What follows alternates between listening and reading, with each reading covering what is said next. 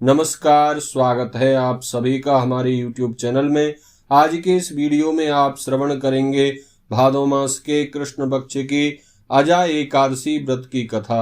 श्रवण करते हैं अजा एकादशी व्रत की कथा।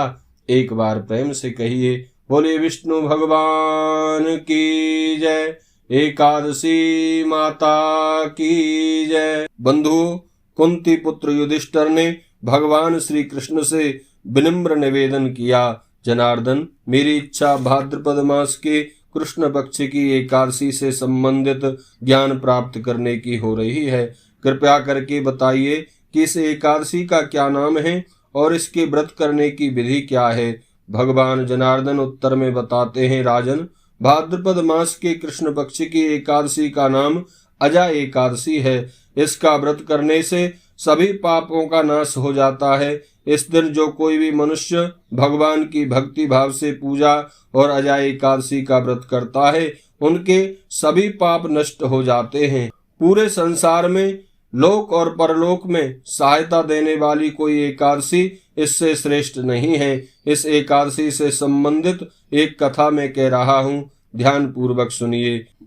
पुराने युग में अयोध्या में एक प्रतापी एवं चक्रवर्ती राजा राज्य करते थे। उनका नाम था हरिश्चंद्र। वे बड़े प्रतापी थे, सत्यवादी थे। उन्होंने सत्य की रक्षा के लिए अपनी पत्नी और पुत्र तक को बेच डाला था। स्वयं चांडाल के सेवक बन गए थे। चांडाल ने उन्हें शमशान में मुर्दे का आधा कफन लेने का काम सौंपा था। वह भी उन्होंने सत्य का पालन करते हुए स्वीकार किया और काम भी पूरी ईमानदारी से किया। इतनी विपत्तियां आने पर भी उन्होंने सत्य का साथ नहीं छोड़ा। इस कार्य को करते हुए कई वर्ष बीत गए। राजा को यह कार्य करते हुए दुख होता था और इससे छुटकारा पाने का उपाय सोच रहे थे। एक बार जब वे अपने चिंतन में लीन थे, उस समय वहां गौतम ऋषि आए। राजा ने उनको प्रणाम करके अपनी दुख भरी कथा सुनाई। ऋषि उनकी कथा को सुनकर बेहद दुखी हुए।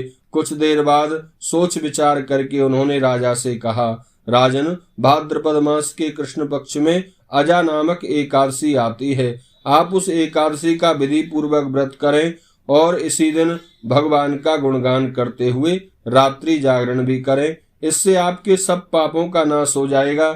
यह कहकर मुनि अंतर ध्यान हो गए। जब भाद्रपद मास के कृष्ण पक्ष की अजा एकादशी आई तो राजा ने गौतम ऋषि के कहे अनुसार विधि पूर्वक व्रत एवं रात्रि जागरण किया। अजा एकादशी के व्रत के प्रभाव से राजा के सभी पापों का नाश हो गया। स्वर्ग में बाजे बजने लगे और साथ ही फूलों की वर्षा होने लगी। राजा ने देखा, उनके सामने ब्रह्मा, विष्णु, महादेव के साथ अन्य बहुत से देवता खड़े हैं। उन्हें उनका मरा हुआ बेटा भी जीवित दिखाई दिया और पत्नी, जिसके तन ढकने को पूरा वस्त्र नहीं था, वह वस्त्र एवं सुंदर आभूषणों से सजी हुई दिखी। उन्हें अपना राज्य भी वापस प्राप्त हो गया। मृत्यु के समय वे अपने परिवार सहित बैकुंठ को चले गए। श्री कृष्ण भगवान कहते हैं, कुंती नंदन युधिष्ठिर, यह सब अजा एकादशी के व्रत का ही प्रभाव था। जो मनुष्य भक्ति भाव के साथ विधि विधान से इस व्रत को करते हैं, उनके सभी पाप नष्ट हो जाते हैं और अंत में उन्हें भगवान का सामीप्य मिलता है। इस कथा को सुनने या पढ़ने से अश्वमेध यज्ञ का फल मिल जाता है।